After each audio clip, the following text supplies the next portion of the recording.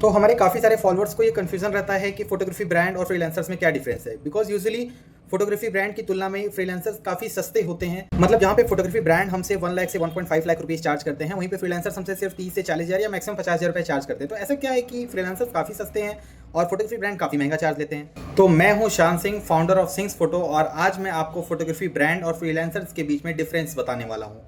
3 points के जरिए ये डिफरेंस होगा। समझिए कि क्या डिफरेंस है फोटोग्राफी ब्रांड और एक फ्रीलांसर्स में। तो पहला और सबसे इंपॉर्टेंट पॉइंट है सिंगल ओनरशिप। मतलब जब भी आप किसी फ्रीलांसर को हायर करते हैं तो ये समझिए कि आप किसी एक पर्सन को हायर करते हैं। भगवान न करे आपके इवेंट वाले दिन आपके फोटोग्राफर की तबीयत खराब हो जाती है, तो क्या होगा? वो फोटोग्राफर आपको मॉर्निंग में कॉल करेगा और यही कहेगा कि मैम मेरा तबीयत खराब हो गया, मैं नहीं आ सकता शूट पे। उसने तो बोल दिया।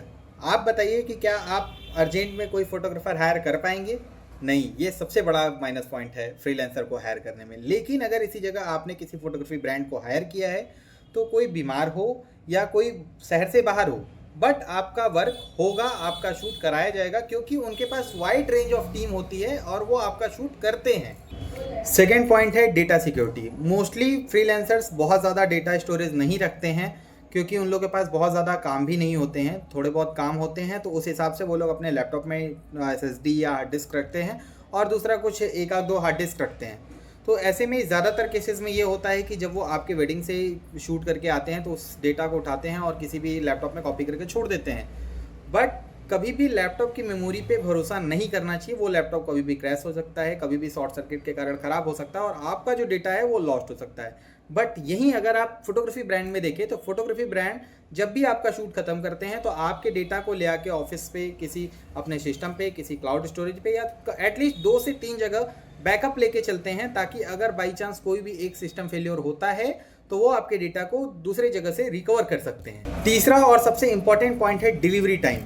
जब भी आप किसी फ्रीलांसर को बुक करते हैं तो वो सिर्फ एक सिंगल पर्सन होता है जिसको आपके यहाँ शूट भी करना है, जिसको आपके डेटा एडिट भी करना है, जिसको आपका एल्बम डिज़ाइन भी करना है, जिसको आपका एल्बम जाके लैब से प्रिंट भी करवाना है। तो एक पर्सन के पास अगर मान लीजिए कि वो एक सीज़न में 10 वेडिंग कर रहा है तो वो एक साथ आपको 1-2 महीने में डिलीवरी नहीं दे सकता। लेकिन इसी जगह अगर आप किसी फोटोग्राफी ब्रांड को बुक करते हैं तो उनके पास हर एक चीज़ का एक डिपार्टमेंट होता है। लाइक शूटिंग के लिए एक अलग टीम होती है, एडिटिंग के लिए अलग टीम होती है। तो जहाँ पे टीम बड़ी होती है वहाँ आपका डिलीवरी टाइम बहुत कम हो जाता है। मतलब जहाँ पे आप फ्रीलांसर को बुक कर रहे थे तो आपका जो एल्बम है वो लगभग 1.5 साल 2 साल भी लग जाते थे। बट अगर आप किसी फोटोग्राफी ब्रांड को बुक करते हैं तो मैक्सिमम आपका जो एडिटेड वीडियोस होते हैं और आपका एल्बम होता है वो 2 से 3 महीने या 4 महीने में आप तक डिलीवर हो जाता है।